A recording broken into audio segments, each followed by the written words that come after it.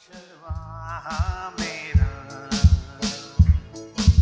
कोई गति मुझे नहीं है। हरी चराइयों में मुझे स्नेह से चराता वो है। यहोवा चरवाहा मेरा, कोई घटी मुझे नहीं है। हरी चराइयों में मुझे स्नेह से चराता वो है। यहोवा चरवाहा मेरा, मृत्यु के अंधकार से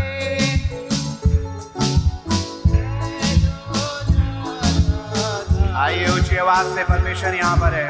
प्रभु यीशु करुणा से तसल्ली मुझे मिली है। गवाही के रूप में एक साथ गाएं। मृत्यु के अंधकार से मैं जो जाता था,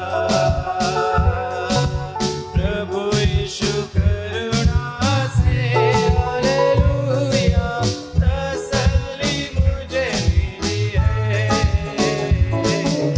यहोवा चरवाहा मेरा, कोई गति मुझे नहीं है। हरी चराइयों में मुझे स्नेह से चराता वो है। यहोवा चरवाहा मेरा, शत्रुओं के सामने मेरे भी जाता है। प्रभु ने जो तैयार की, मान मेरा मार्ग है। शत्रुओं के सामने मेरे भी जाता है। प्रभु ने जो तैयार की, हालेलुया मान मेरा मार्ग है। यहोवा चरवाहा मेरा, कोई घटी मुझे नहीं है।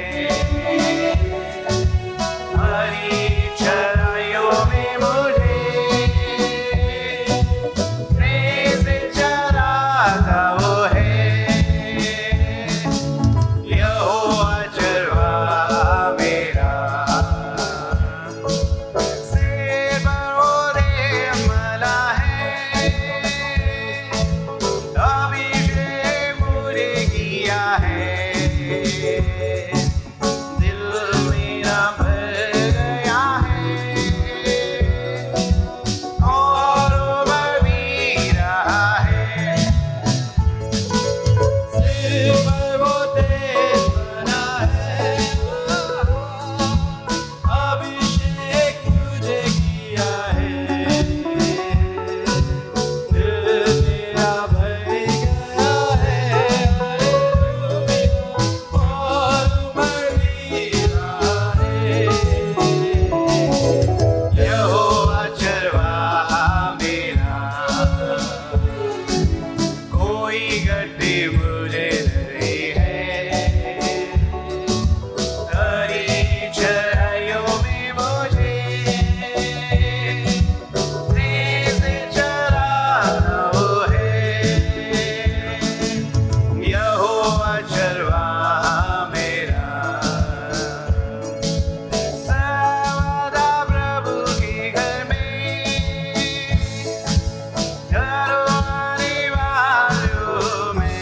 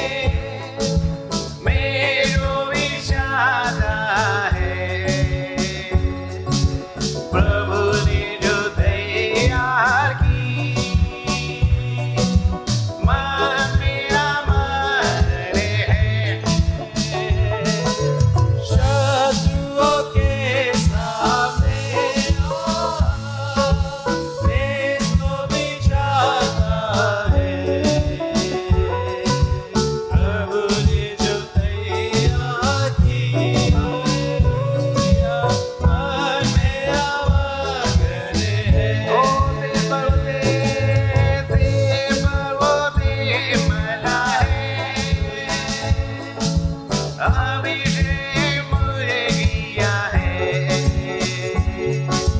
दिल मेरा भर गया है और मैं पी रहा है। सिर पर वो तेल भरा है,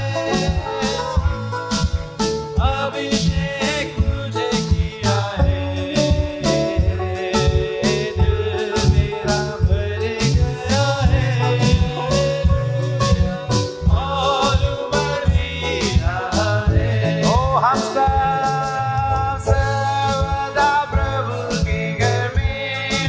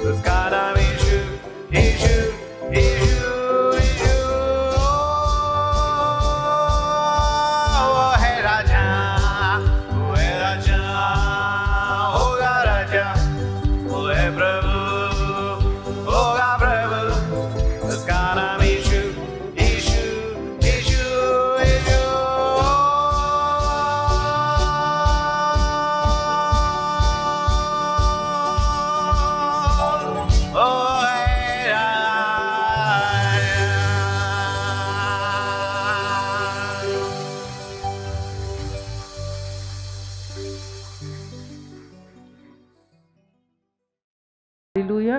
वो इकट्ठे होते हैं, वो रोटी तोड़ते हैं, वो प्रार्थना करते हैं। ऐसे लोग अलग ही होते हैं। बुलाए गए लोगों में वे लोग होते हैं जिनको सिर्फ अपने से मतलब है। उनको सिर्फ शारीरिकता उनकी प्रार्थनाएं शारीरिकता होती हैं। पर अब वो समय नहीं है, अब तो उठाए जाने का समय है। हालेलुया। ये उठाए जाने का समय है। हम परमेश्वर का धन्यवाद करते हैं कि आपको और मुझको यीशु मसीह ने ये कहा कि जब मैं आऊँगा तो क्या तुम में विश्वास पाऊँगा। प्रभु आपके और मेरे अंदर क्या देखेगा? विश्वास। परमेश्वर उद्धार वाला विश्वास नहीं, विश्वास भी बहुत प्रकार के होते हैं जो आपने तो अपनी लाइफ में ऐसी स्टडी पाई नहीं। दिल्ली शहर में आप रहते हैं, आपकी ज़िंदगी नौकरी करते और बस बहुत कुछ में है निकल जाती है। परंतु हम परमेश्वर का धन्यवाद करते हैं कि हर कोई याजक नहीं है, हर कोई उठाए जाने वाला भी नहीं है, हर कोई स्वर्ग का नागरिक भी नहीं है। परंतु चलो, अगर प्रभु का अनुग्रह हम पर हुआ है कि हम उसे पहचानते हैं तो हम अपने ही परिश्रम से हम बचाए जाएंगे। हालेलुया।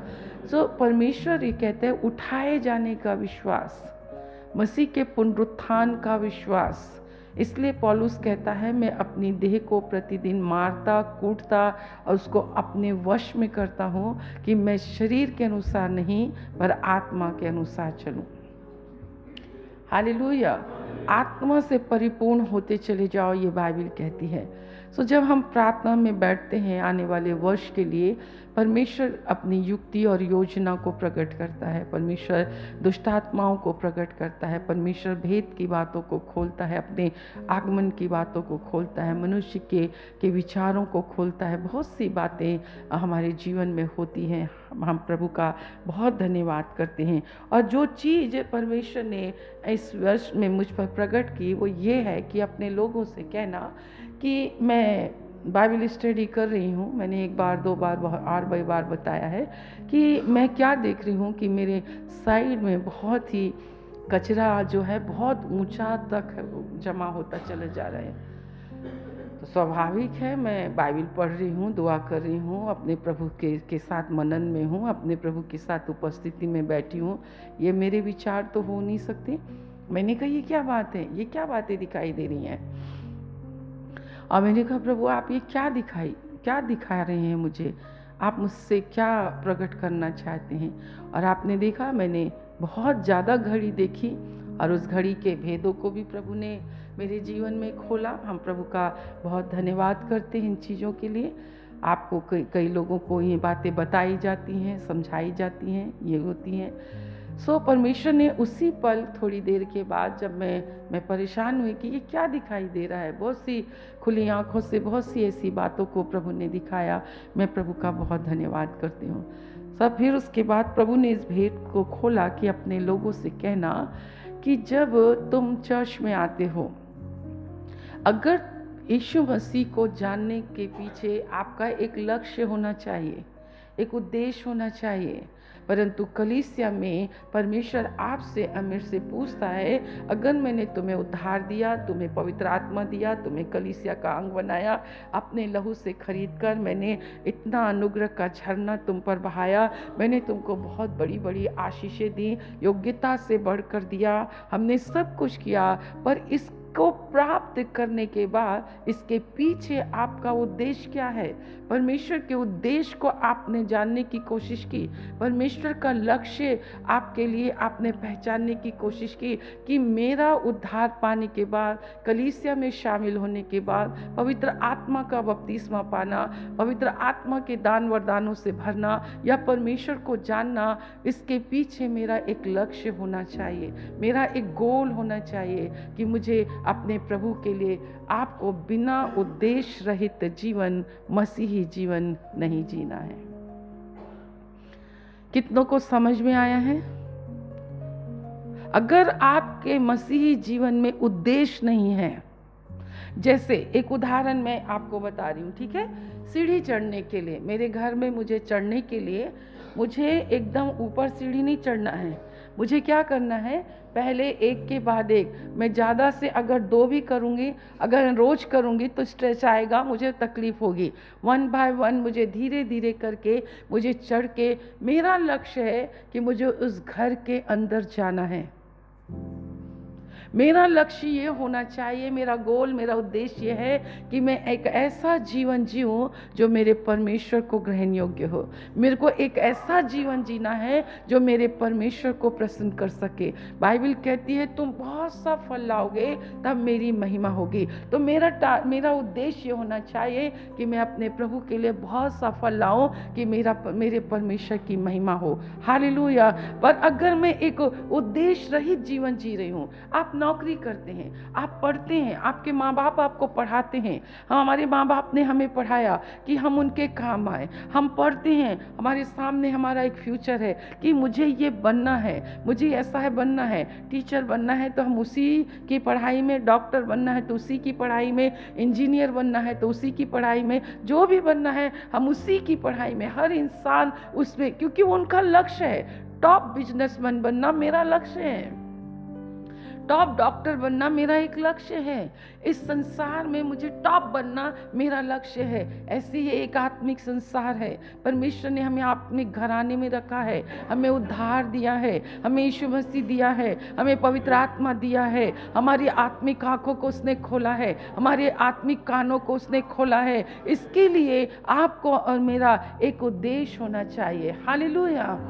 कि मुझे अपने प्रभु के राज्य के लिए मेरे पास एक स्वप्न होना चाहिए, परमेश्वर के राज्य को फैलाने के लिए मेरे पास एक दर्शन होना चाहिए, मुझे अपने परमेश्वर के महिमा के लिए मेरे पास एक दर्शन होना चाहिए। अगर मेरे पास दर्शन नहीं है, मेरे पास किसी भी प्रकार का कोई गोल या कोई पर्पस नहीं है, मैं कहना चाहती हूँ, तो आप और मैं एक ऐसे कूड़ेदान के समान है जो परमेश्वर की दृष्टि में आप और मैं फेंके जाएंगे और जलाए जाएंगे।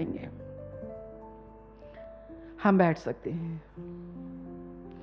इस नए साल में आपको अपने परमेश्वर से पूछना है, अपने परमेश्वर से पूछना है, प्रभु मेरे जीवन का लक्ष्य, मेरे जीवन का उद्देश्य क्या है प्रभु, मुझे बताइए।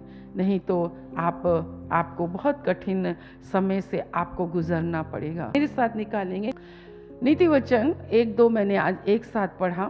नीति वचन 1 निकालेंगे, उसके 8 वचन को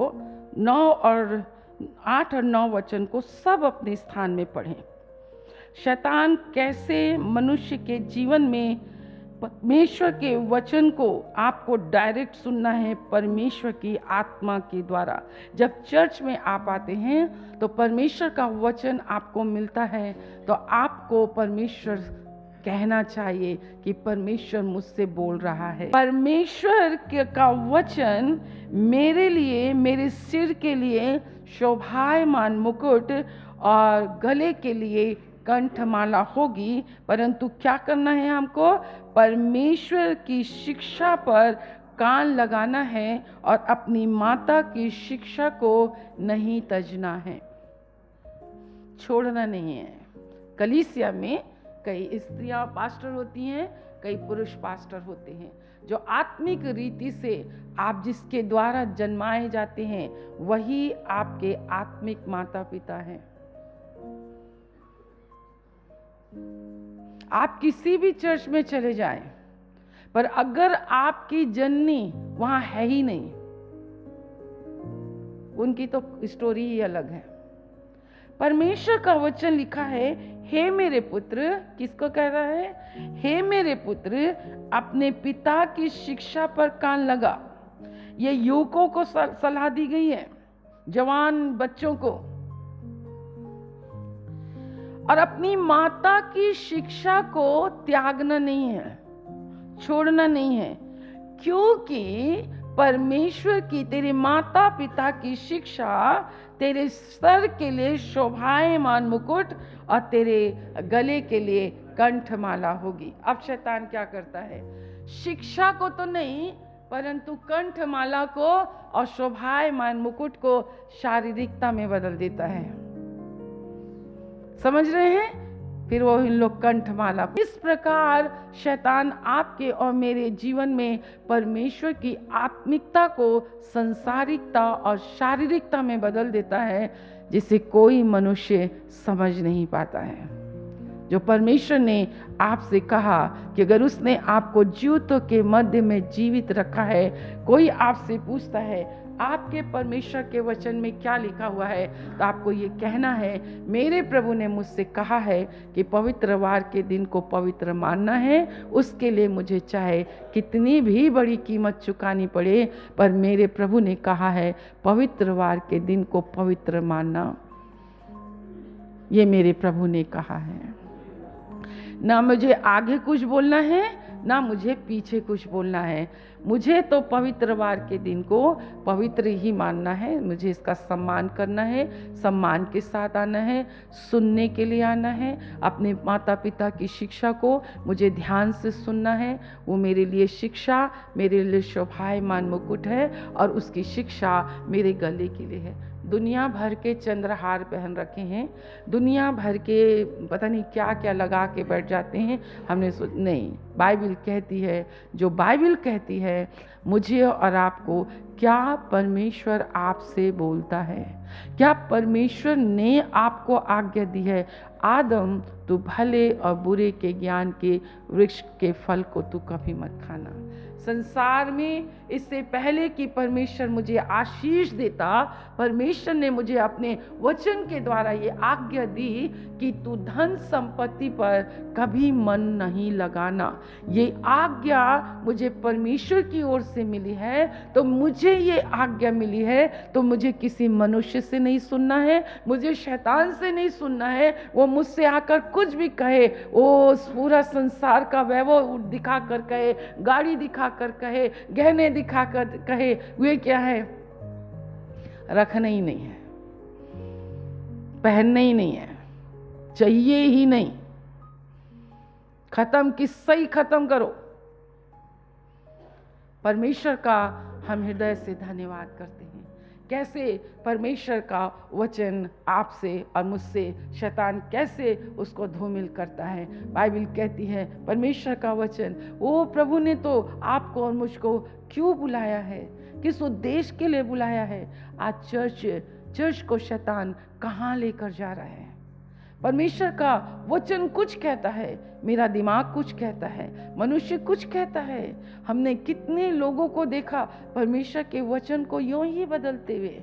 आइए मेरे साथ निकालेंगे व्यवस्था विवरण की पुस्तक, उसका 11 अध्याय 1 वचन से लेके 7 वचन तक, और आप अपने ध्यान को एक एक शब्द को बड़े ध्यान से सुनना, और जब प्रभु आपसे कहे तो कहना आमीन प्रभु। चलिए पढ़ें। सकती है। अब यहाँ पर 2 वचनों को आपको ध्यान देना है। जिस देश में तुम रहते थे, 9 वचन पढ़ो। उस देश में बहुत दिन रहने पाओ जिसे हाँ। तुम्हें और तुम्हारे वंश के देने की शपथ यहोवा ने तुम्हारे पूर्वजों से खाई थी, हाँ और उसमें दूध और मधु की धाराएं बहती हैं। हाँ जिस देश के अधिकारी होने को तुम जा रहे हो, हाँ। वो मिस्र देश के समान जिस नहीं है। देश के अधिकारी तुम होने जा रहे हो, जो आशीषें तुम पाने जा रहे हो, जो भविष्य तुम्हारा उज्जवल होने जा रहा है, वो मिस्र के समान नहीं है। कि उस देश के अधिकारी जो तुम होने जा रहे हो, वो मिस्र देश के समान नहीं है, जहां से निकल कर तुम आए हो, जहां तुम बीज बोते थे, हरे साग के खेत की रीति के अनुसार अपने पांव से नालियां बनाकर सींचते थे। तुम उस देश में नहीं होने जा रहे हो, पर तुम उस देश के अधिकारी होने जा रहे हो जहां पर परमेश्वर आकाश की वर्षा से जल सींचता है। वो ऐसा देश है जिसकी तेरे परमेश्वर यहोवा की सुधि लेती है।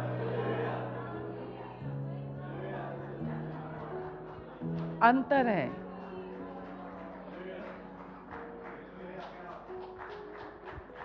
हालेलुया। कितनों को समझ में आया? कितनों को समझ में आया? जब हम संसार में थे तो आशीषें कमाने के लिए हम जी तोड़ मेहनत करते थे।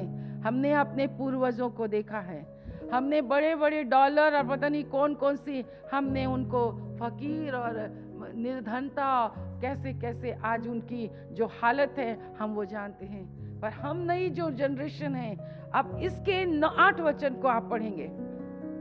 इस कारण जितनी आज्ञाएं मैं आज तुम्हें सुनाता हूँ, इस कारण जितनी आज्ञाएं आज मैं तुम्हें सुनाता हूँ, उन सबों को माना करना। उन सबों को माना करना। कौन कह रहे हैं? किससे कह रहे हैं?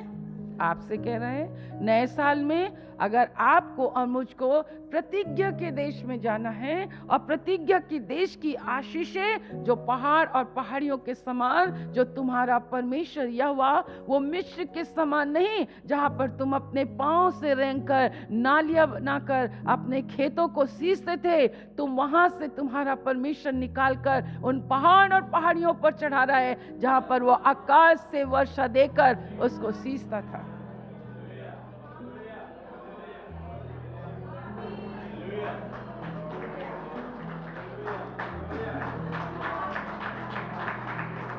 जब हम बैठेंगे, गवाही देने खड़े होते हैं, जब हम एक दूसरे को गवाही देते हैं, आपके मन, आपके विचार, आपकी कल्पनाएं, आपकी भावनाएं, कैसे शैतान आपके जीवन में काम करता है। तुम प्रार्थना करते हो, परंतु बाइबल कहती है आरंभ से परमेश्वर ने आदम को आज्ञा दी और अंतिम समय तक परमेश्वर कलीसिया को आज्ञा ही देता है।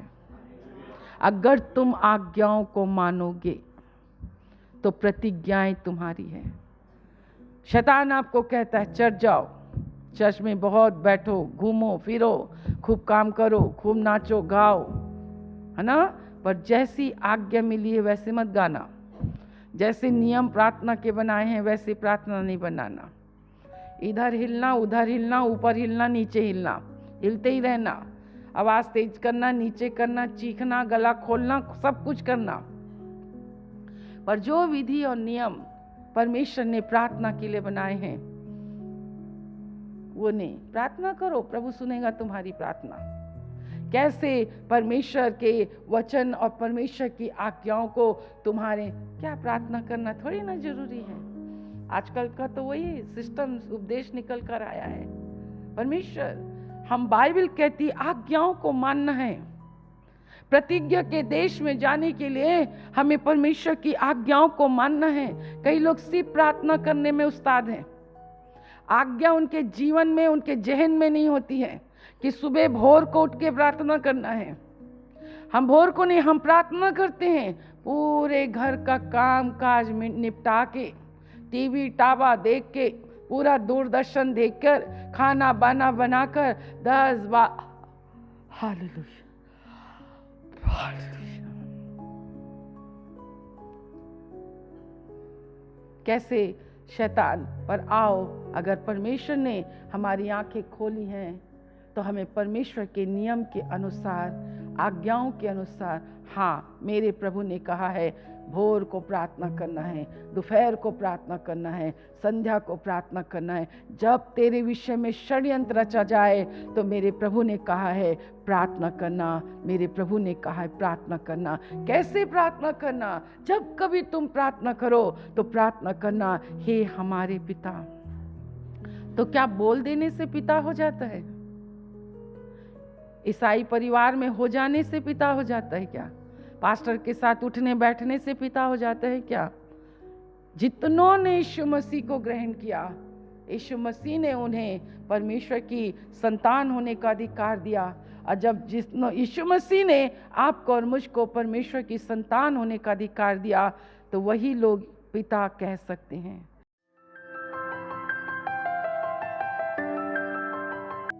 प्रार्थना करना है, दोपहर को प्रार्थना करना है, संध्या को प्रार्थना करना है। जब तेरे विषय में षड्यंत्र रचा जाए तो मेरे प्रभु ने कहा है प्रार्थना करना। मेरे प्रभु ने कहा है प्रार्थना करना। कैसे प्रार्थना करना? जब कभी तुम प्रार्थना करो तो प्रार्थना करना, हे हमारे पिता। तो क्या बोल देने से पिता हो जाता है? ईसाई परिवार में हो जाने से पिता हो जाता है क्या? पास्टर के साथ उठने बैठने से पिता हो जाता है क्या? जितनों ने यीशु मसीह को ग्रहण किया, यीशु मसीह ने उन्हें परमेश्वर की संतान होने का अधिकार दिया। और जब यीशु मसीह ने आपको और मुझको परमेश्वर की संतान होने का अधिकार दिया तो वही लोग पिता कह सकते हैं। हे पिता, हे मेरे पिता, ऐ हमारे बाप, तू जो स्वर्ग में है। हमारा बाप स्वर्ग में है। जब हम प्रार्थना करते हैं तो हम स्वर्ग में पिता के पास जाते हैं, परंतु हम प्रार्थना करते तो हम ये सोचते हैं इतने अनादर के साथ कि हमारा परमेश्वर इस पृथ्वी का परमेश्वर है। मेरे प्रियो, एक अच्छी बात मैं विश्वास करती हूँ कि आप समझ रहे हैं। आप समझ रहे हैं? कितने लोग समझ रहे हैं? समझ रहे हैं। How great, how great.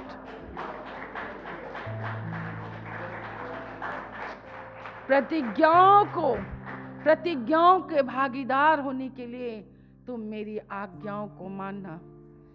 हमारे पास धीरे से आप उस चैप्टर को आप पढ़ें। प्रभु आपकी आंखों को खोले, प्रभु आपकी समझ को खोले। आप मनुष्य की मत सुनिए, आप हवा की मत सुनिए, आप शैतान की मत सुनिए। प्रभु तू मुझसे बोल। परमेश्वर, जब मैं तेरे कलाम को पढ़ती हूँ, परमेश्वर जब मैं बाइबल खोलती हूँ, ओ प्रभु तू मुझसे बोल। इस कारण जितनी आज्ञाएं आज मैं तुम्हें सुनाता हूँ उन सबों को माना करना, इसलिए कि तुम सामर्थी होकर, ओ हालेलुया, हम नए साल में परमेश्वर चाहता है हम सामर्थी होकर प्रवेश करें। निर्बल पात्र नहीं, सामर्थी होकर। और नए नियम में परमेश्वर ने आपको और मुझको सिर्फ एक ही आज्ञा दी है, जिससे मैंने भेजा है तुम उस पर विश्वास करो। जिससे मैंने भेजा है, मैंने अपने इकलौते पुत्र को दिया है, मैंने इकलौते पुत्र को तुम्हारे बीच में भेजा है, तुम उस पर विश्वास करना। और जब हम उसकी इस आज्ञा को मानेंगे तो बाइबल कहती है तुम सामर्थी होकर मेरे उस प्रतिज्ञा के देश में तुम प्रवेश करने पाओगे। हालेलुया। प्रार्थना बहुत तेरे करते हैं, चर्च बहुत तेरे आते हैं, बहुत तेरे गीत गाते हैं। ओ मेरे प्रियो, किस प्रकार से शैतान मनुष्य की आंखों में पर्दा डालता है, कैसे परमेश्वर की बातों को नजरअंदाज करता है, परमेश्वर के वचन को वो बिल्कुल ऐसे छिपा देता है, कैसे परमेश्वर के वचन को तोड़ मरोड़ देता है, कैसे परमेश्वर के वचन में वो शक और संदेह उत्पन्न कर देता है। बिल्कुल आपको ऐसा बना देगा कि नहीं, ये तो बिल्कुल सही है। सामने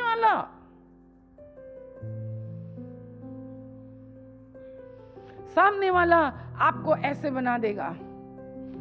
जैसे एक उदाहरण मैं आपको बताती हूँ, प्रेरितों के काम की 11वें अध्याय में लिखा है कि पतरस को परमेश्वर ने ऊपर से बहुत सारी चीजों को गिरते हुए दिखाया। वो तो उसमें था, उसने कहा नहीं नहीं, ओ मेरे कलाम में लिखा है कि तू अशुद्ध वस्तुओं को तू मत वो करना। पर परमेश्वर ने अन्य जातियों और यहूदियों के विषय में ये बात बताया कि मेरे को और आपको किसी को श्रेष्ठ और किसी को कम नहीं समझना है।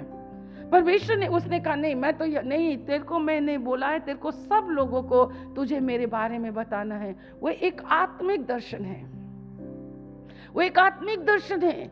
ये परमेश्वर का दर्शन है, ये परमेश्वर का वचन है कि किसी भी प्रकार से तुमको किसी भी मनुष्य में, जाति में, धर्म में नहीं, किसी में भी तुमको भेदभाव नहीं करना है। किसी में तो सबका प्रभु हूँ, जितनों के अंदर श्वास है मैं सबका प्रभु हूँ। मैं तुम इनमें कोई भेद मत करना, गोरे काले, ऊंचा नीचा, मूर्ख बुद्धिमान, तुम किसी में भेद मत करना। उठ और खा का मतलब है जा, तू परमेश्वर के वचन को तू सब में बांट है। और कहाँ की शिक्षा है, जो चीज़ें हमें अच्छी लगती हैं हम उससे ग्रहण करते हैं, हम ग्रहण करते हैं, हम ग्रहण करते हैं। मेरे प्रियो, प्रतिज्ञा के देश में जाने के लिए अपनी आत्मिक आंखों को खोलने के लिए आप प्रार्थना कीजिए कि किस प्रकार शैतान आपको बोलो मुझे सीधा परमेश्वर से सुनना है। हालेलुया। ये तो तेरी मेहनत से है, तुमने मेहनत से कमाया है, उपवास के द्वारा है, प्रार्थना के द्वारा है, बाइबल के ज्ञान के द्वारा है। पर यहाँ पर ऐसा नहीं लिखा। यहाँ पर क्या लिखा है भाई, पढ़ो 9 और 10 वचन। उस देश में बहुत दिन रहने पाओ, हाँ। जिसे तुम्हें और तुम्हारे वंश को देने की शपथ यहोवा ने तुम्हारे पूर्वजों से खाई थी। हाँ। और उसमें दूध और मधु की धाराएं बहती थी। हाँ। देखो, जिस देश के अधिकारी होने को तुम जा रहे हो वो मिस्र देश के समान नहीं है। जिस आशीषों के भागीदार तुम होने जा रहे हो वो मिस्र देश के समान नहीं है। जो तुम्हारे पास था वो चीजें अब जो तुम प्राप्त करने जा रहे हो वो अब मिस्र के देश के समान नहीं है। ना तुम्हारा बिजनेस, ना तुम्हारा ऑफिस, ना तुम्हारे बच्चे, ना तुम्हारा घर, ना कोई चीजें उसके समान नहीं है। क्योंकि उसमें तो तुम्हारा प्रयास था, उसमें तुम्हारा परिश्रम था, उसमें तुमने अपने पांव से नालियां बनाए, उसमें तुमने अपने, आज सच में तुम घर बनाते हो, तुम कहते हो घर बनाते हो। मैं एक घर की ओपनिंग में गई, मैं ऐसा कुछ सोचती नहीं, ओपनिंग कुछ नहीं था, बस ऐसे ही बुला लिया, दुआ कर दो। मैं जैसी एंट्री करी परमेश्वर ने एक बात उस घर के विषय में बोला और जैसे बोला मैंने बोल दिया। और वो चीज मुझे आज तक याद नहीं है, पर मुझे इतना याद है कि परमेश्वर ने उस घर की दशा को, इस चीज को बताया मुझे। जिस घर को खुदा बनाता है उस घर में की बात ही कुछ और है। वहां के लोग बड़े नम्र होते हैं, बड़े दीन होते हैं। वो अपने घर को 4 लोगों को नहीं दिखाते। उस घर को सोफा में बैठ के 4-5 बार नहीं बोलते हैं। वो अपने घर के तमाम कागजों को निकाल कर 10 बार नहीं देखते हैं, उसको 10 बार नहीं सोचते हैं। मेरे प्रियो, मैं आपसे एक बात कहना चाहती हूँ कि तेरा परमेश्वर यहोवा जो तुझे उस देश का अधिकारी देने जा रहा है जो मिस्र के समान नहीं, जिसे तुमने अपने से किया। इसलिए आज हमारा जीवन दुखदाओं से भरा है कि हमें परमेश्वर की ओर से नहीं, हमारी ओर से है। पर जब परमेश्वर ने आकाश के झरोखे खोलकर पवित्र आत्मा की बारिश, वचन की बारिश और प्रतिज्ञाओं की बारिश के द्वारा जब आपको और मुझको आशीष देता है, तो ये गीत आपको रेमा बनकर छूता है। मैं जो क्या हूँ कि तू मुझसे इतना प्रेम करता है कि अनुग्रह का झरना बहता रहता है। हम परमेश्वर का बहुत धन्यवाद करते हैं। आइए 13 वचन हम पढ़ें। और यदि तुम मेरी आज्ञाओं को जो मैं आज तुम्हें सुनाता हूँ ध्यान से सुनकर अपने संपूर्ण मन और सारे प्राण के साथ अपने परमेश्वर यहोवा से प्रेम रखो और उसकी सेवा करते रहो, तो मैं तुम्हारे देश में बरसात के आदि और अंत दोनों समयों की वर्षा को अपने अपने समय पर बरसाऊंगा, जिससे तुम अपना अन्न, नया दाखमधु और टटका तेल संचय करने के लिए अकाल, मरी, तलवार और ऐसे समय में तेरा परमेश्वर यहोवा जो आज्ञाएं मैं आज तुझे सुनाता हूँ ध्यान से सुनना है, संपूर्ण मन, सारे प्राण के साथ, और अपने परमेश्वर यहोवा से प्रेम करना और उसकी सेवा करते रहना। कई चीज़ों को शैतान आपके हाथों से हटा देता है। आंखों से सेवा की भावना, प्रेम की भावना, आज्ञा मानने की भावना, नम्रता की भावना, अधीनता में रहने की भावना, आज्ञाओं को अपने सर के ताज को बनाने की। चढ़ जाओ, दुआ करो, प्रार्थना करो, गाओ, नाचो, झूमो, दशमांश दो, ऑफरिंग दो, सब कुछ करो, पर परमेश्वर से प्रेम मत रखना, उसकी बात मत सुनना, जो कहे बिल्कुल उसके विपरीत करना। इसलिए मेरे प्रियो, लिखा है, तो मैं तुम्हारे देश में, आपके हृदय, आपकी आत्मा, आपके परिवार में बरसात के आदि और अंत दोनों समय की वर्षा को अपने अपने समय पर बरसाऊंगा। जब समय आए, जब मौका आए, जब कठिन समय आए, जब विपत्ति का समय आए, बीमारी का समय आए, जब आपके और मेरे जीवन में बहुत से क्लेश आए, उपद्रव आए, उस समय पर पवित्र आत्मा की बारिश हमारी आत्मा और हमारे हृदय में होती रहेगी और परमेश्वर के वायदे और प्रतिज्ञाएं झूम झूम कर हमारे पास आते रहेंगे और कोई बुरी बला तुझे छू नहीं पाएगी। और बहुत अंतिम समय में जब कठिन समय आएंगे तो तेरे बाइबल कहती है, तेरे पास मैं बहुत से ऐसे नया दाख मधु, नया अन्न, टटका तेल संचय तू कर सकेगा कि इस स्थिति में ये वचन मुझे प्रभु ने कहा था, जब कभी ऐसा आए तो ऐसा कहना, जब तू कभी ऐसा आए तो तू ऐसा कहना। अब इस वचन को लेके हम शारीरिकता में पहुंच जाते हैं। प्रभु ने कहा है कि ऐसा होगा कि ज्वार का आटा खत्म नहीं होगा, गेहूं का आटा खत्म नहीं होगा, वो तो अलग बात है।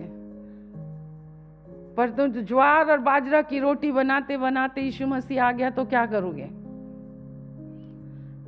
आत्मिक बातों को आत्मिक रीति से समझना है, क्योंकि हमारा जो लक्ष्य है वो आत्मा में परमेश्वर के साथ संगति करना है। Hallelujah, hallelujah, hallelujah. कठिन समय में बाजरे की रोटी आपकी अगुवाई नहीं करेगी, पर परमेश्वर का वचन आपकी अगुवाई करेगा। जब लोग तुम्हें पकड़वाएंगे, तुम्हें सताएंगे, तो उस समय ये चीजें आपकी अगुवाई नहीं करेगी, परंतु समय और समय मैं तुम्हें वर्षा के द्वारा ऐसे दूंगा कि तुम्हारी बोली से, तुम्हारे शब्द से सामने वाला तुम्हें छोड़ जाएगा। हालेलुया। शैतान हमेशा परमेश्वर की आत्मिक बातों को शारीरिकता में बदल देता है। मेरे प्रियो, हमें शारीरिकता में नहीं, हमें शारीरिकता से, वो तुम उसके देश के समान नहीं, मिस्र के समान नहीं है। अब हम प्रतिज्ञा के देश में जा रहे हैं, प्रतिज्ञा के देश के अधिकारी होने जा रहे हैं। हम उस स्थान में प्रवेश करने जा रहे हैं जहाँ का राजा, महाराजा, सर्वोच्च हमारा प्रभु परमेश्वर है। हालेलुया। मेरे प्रियो, परमेश्वर के वचन को आत्मिकता से ले, आत्मिक बातों को ग्रहण करें, परंतु आत्मिक बातों को शारीरिक बातों से मिलान नहीं करना। यहाँ पर लिखा है, कितना सही उदाहरण मैंने आपको दिया। उस देश में, 9वां वचन, उस देश में तुम बहुत दिन रहने नहीं पाओगे जिसे तुम्हें और तुम्हारे वंश को देने की शपथ यहोवा ने तुम्हारे पूर्वजों से खाई थी, जिसमें दूध और मधु की धाराएं बहती हैं। देखो, जिस देश के अधिकारी होने को तुम जा रहे हो वो मिस्र देश के समान नहीं है, वो संसार के समान नहीं है। वहां पर संसारिक वस्तुएं नहीं होंगी, वहां पर वो चीज नहीं है। शैतान आपके और मेरे जीवन में, चर्च में, अच्छे अच्छे विश्वासियों के जीवन में उसका ध्यान जो है वो आत्मा के बातों में उस पार नहीं होने देता है। वो आपको पूरे रीति से संसारिक और शारीरिक थॉट में ही आपको बना के रखता है। ये शैतान के काम है। कुछ नहीं होगा, नहीं मरोगे, कुछ भी नहीं होगा। एक टाइम नहीं जाओगे तो क्या हो जाएगा? कुछ नहीं होगा। उपवास मत रहना, परमेश्वर ने थोड़ी ना कहा है उपवास रहने के लिए। प्रार्थना मत करना, प्रभु ने थोड़ी ना कहा है प्रार्थना करने के लिए। परमेश्वर के दास बोलते हैं, अपनी प्रार्थना पर भरोसा नहीं रखना, उसने कहा अपने उपवास पर भरोसा नहीं रखना। परमेश्वर के दास कहते हैं अपने परमेश्वर के वचन के नॉलेज पर भरोसा नहीं रखना। अरे तूने सुना नहीं, उसने कहा उपवास नहीं रहना। तूने सुना नहीं, उसने कहा प्रार्थना मत करना। तूने सुना नहीं, आज की सुबह तो ही पास्टर ने बोला नहीं नहीं नहीं, तू ज्यादा वचन का ज्ञान मत रखना। वह आपके विचारों में, आपकी बातों में परमेश्वर के वचन को ऐसा लेप लगा देता। हाँ, सही बात तो कह रहे थे कि अपनी प्रार्थना में, मेरे प्रियो, बाइबल कहती है हमें प्रार्थना करना है कि मैं कुछ नहीं कर सकता, तू कर सकता है। मुझे उपवास रहना है, मैं कुछ नहीं कर सकती, तू कर सकता है। प्रभु, मैं वचन पढ़ रही हूँ कि मेरे परमेश्वर, तेरा वचन कहता है तेरे लिए कोई भी काम कठिन नहीं है। मेरा परमेश्वर सब बातों में परमेश्वर है, सब बातों में परमेश्वर है, सब बातों में परमेश्वर की महिमा है, सब बातों में परमेश्वर की महिमा है। कितने अच्छे से लिखा है, जिस देश में तुम सामर्थी होकर जा रहे हो, सब बातों में परमेश्वर की महिमा है। हालेलुया। आपको समझ में आया? आप मनुष्य की सुनोगे, शैतान की सुनोगे, अपने मन की सुनोगे, अपने विचारों की सुनोगे, अपनी भाव, इतना आपको ऐसे मैनिपुलेट कर देता है। आपको बिल्कुल सही दिखाएगा, आपको बिल्कुल ऐसे सही दिखाएगा, तुम बिल्कुल सही हो, तुम्हारा पास्टर गलत है। बिल्कुल तुमको ऐसे सही दिखाएगा, बिल्कुल। अभी आपने पढ़ा ना, क्या लिखा है 6 वचन में, 11 का 6, और उसने रूबेनी एलियाब के पुत्र रतान अबीराम से क्या क्या किया, अर्थात पृथ्वी ने अपना मुंह पसार कर उनको घरानों, डेरों, सब अनुचरों समेत सब इस्राएलियों के देखते देखते कैसे निगल लिया। किसने निगल लिया? पृथ्वी ने निगल लिया। किनको निगल लिया?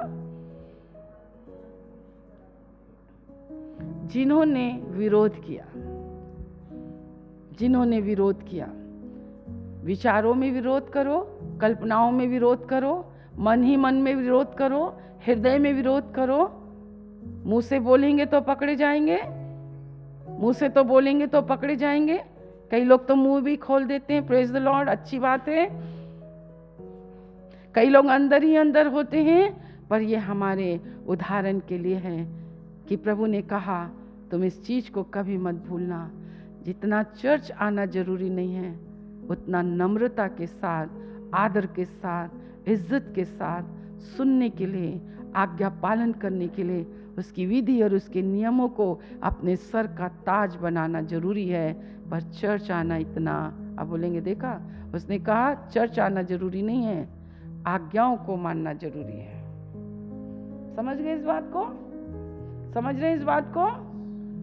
मुझे तो चर्च आना है क्योंकि चर्च में मुझे आज्ञाएं बताई जाती हैं, और मुझे ये बताया जाता है कि मेरे को चर्च आना है और उसकी शिक्षाओं को अपने सर का ताज बनाना है। कितने लोग उसकी शिक्षाओं को सर का ताज बनाएंगे और अपने गले में कंठमाला के समान पहनेंगे। हालेलुया। आइए अपनी आंखों को बंद करें और थोड़ी देर कहाँ कहाँ आप भरमाए गए शैतान के द्वारा, कहाँ कहाँ पर शैतान ने आपको कठपुतली बनाया, कहाँ कहाँ शैतान ने आपके जीवन में, आपके विचारों में, वो आपको बहुत बुद्धिमान बना देता है।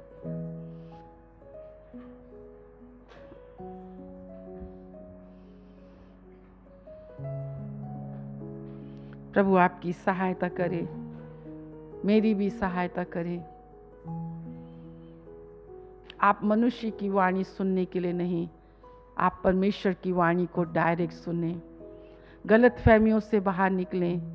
केवल चर्च आने से आशीष नहीं है, प्रार्थना करने से आशीष नहीं है, उपवास से आशीष नहीं है, पर जैसा उपवास परमेश्वर ने रखने के लिए कहा है, जैसी प्रार्थना परमेश्वर ने करने के लिए कहा है, अगर तुम ऐसी प्रार्थना करो तब मैं तुम्हारी प्रार्थनाओं को सुनूंगा।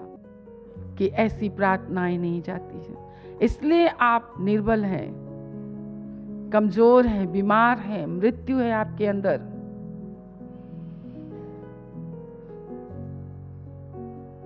आप परमेश्वर की आज्ञाएं आज के युग में ज़्यादा कठिन है, जिससे मैंने तेरे उद्धार के लिए भेजा, मैंने तेरे प्राण के उद्धार के लिए भेजा, तेरी आत्मा के उद्धार के लिए भेजा। ये मेरा प्रिय पुत्र है, इसकी सुनना।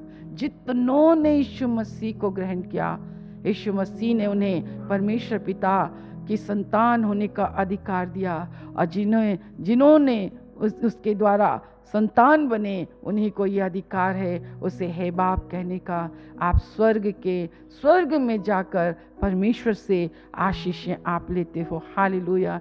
हम मिस्र की आशीषों को छोड़कर अब हम प्रतिज्ञा की आशीषों के भागीदार होते हैं, और हमारी लैंग्वेज बदल जाती है, हमारी भाषा बदल जाती है कि मैं जो कुछ हूँ ये मेरे प्रभु का है, ये मेरे प्रभु ने मुझे दिया है, ये मेरे प्रभु ने दिया है, ये मेरे प्रभु का है। और हम अपने प्रभु को दे देकर हम उसकी महिमा करते हैं, हम नम्र बनते जाते हैं, हम दीन बनते चले जाते हैं, हम प्रभु के साथ उठना बैठना सीखते हैं, हम प्रभु की आज्ञाओं को मानते हैं, हम शैतान को पहचान जाते हैं, वो हम उसका इनकार करते हैं।